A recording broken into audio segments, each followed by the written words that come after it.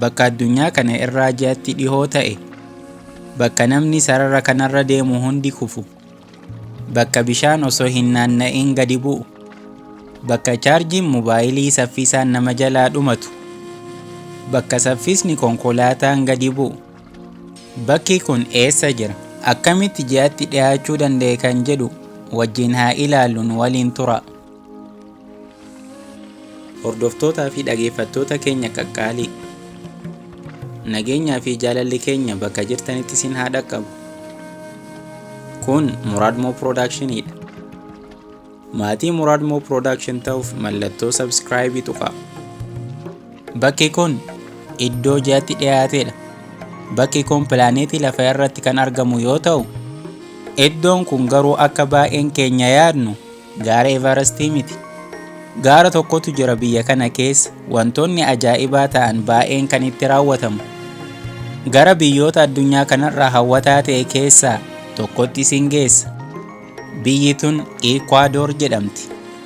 Ecuador biyya kibba Ameerikaatti kan argamtu yoo taatu, taateewwan garaagaraa namootaa fi uumama nama gammachiisan akkasumas nama dinqisiisaniin kan guutamtedha. Taateewwan ajaa'ibaa tokko tokkos bakka birootitti hin mul'anne bakka kanatti ni raawwatamu. Iddoo kanatti turistoonni sarara kanarra yoo deemuuf yaalan ni kufu. Bishaan yoo gad naqan bakka kanatti akka bakkoota biroo gara bitaatis ta'ee gara mirgatti hin naanna'u, qajeelee gadi bu'a. Bakka kanatti guyyaarraa sa'aatii 6tti dhuftanii yoo dhaabbattan, gaaddidduun keessan guutumaan guututti ni bada. Gaaddidduun namaa hin jiru, hin mul'atu. Bakka kanatti sa'aatiin isin hin barbaachisu, sababni isaas aduu ilaaluudhaan qofa gabatee kanatti gargaaramuun yeroo addaan baasuu dandeessu. Garuu wanti kun hundi maaliif ta'e jechuu dandeessu? Kun hundi kan ta'eef sababa sarara kanaatiini. Sararri kun pilaaneetii lafa keenyaa kana kaabaa fi kibbatti bakka walqixaa lamatti addaan baasa. Equator jedhamee beekama. Ecuador jechuun afaan Ispaanish yoo ta'u, afaan keenyaan maal jechuu akka ta'e tilmaama. Afaan keenyaan walqixa akka jechuuti. Akkuma lafti naanna'u humni cimaan bakka Equator irraa ba'a. Kana jechuun harkisni lafaa iddoo kanatti laafadha jechuudha. Gaara Chimborazo jedhamutu bakka kana jira. Gaara addunyaa kanarraa dheeraa ta'uu baatus lafa irratti kan ji'atti dhiyaatudha.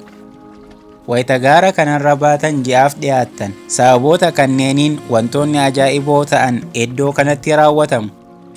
Jireenyi iddoo kanaa ulfaataadha. Sababni isaas aduutti baay'ee dhihoo waan ta'eef gubaan aduun akka salphatti nama argachuu danda'a. Yeroo gaara kanarra ol baatan immoo qilleensi xiqqaadha. Kana jechuun immoo hammi qaamni keenya oksijiinii argatu xiqqaa ta'a jechuudha. Hafuura baafachuun rakkisaadha. Saffisni konkolaataan asirratti deemu bakka birootiin yoo wal bira qabamee ilaallamu gadi bu'aadha. Ecuador kana qofaanii miti kan beekamtu. Odola addunyaa kanarraa adda ta'e qaba. Odolli kunis maqaan isaa odola Galapagos jedhamuun beekama. Of keessaa gosoota bineensotaa 9,000 ol kan qabu yoo ta'u, kanneen akka tortoise yookaan qocaa guddicha addunyaa, penguinii, leencota galaanaa nama waliin taphatan of keessaa qaba. Odolli Galapagos kun adda. Hambaalee UNESCO irratti galmaa'ee jira. Bineensonni as jiran bakka biraa addunyaa kanarra hin jiran. Namoonni naannoo kana jiraatanis baay'ee nama hawwatu. Fakkeenyaaf akka namticha kanaa, maqaan isaa Migichoo jedhama. Guyyaa dhalateerraa kaasee jireenya gadhee jiraataa ture. Wayita umriin isaa waggaa 52 gahu jireenya isaa sirreessuuf murteesse. Dhugaatii dhuguu dhiise. Akkaataa dubbisan barate. Nyaata fayyaa qabeessa nyaachuu eegale. Sana booda odola Galapagos sirreessuuf murteesse. Dhuma sigaaraa namni aarsee gate funaanuu jalqabe. Eegasii walitti qabe. Hanga sigaaraan dhumataa miliyoona 1 guututti. Sana booda sigaaraa walitti qabee akka kanatti gara artii bareedinatti jijjiire.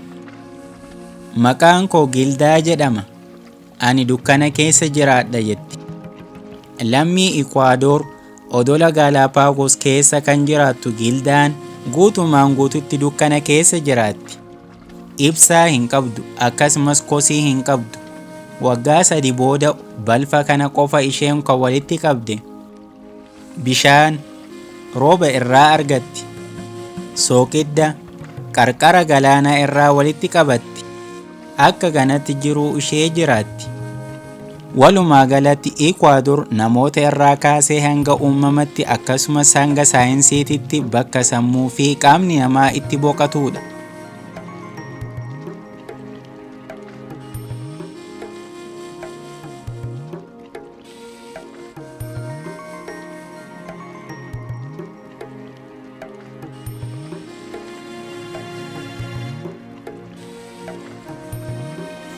Hordoftoota keenya jaalatamoo fi kabajamoo kan isin waliin ture an Muraad Muhammad.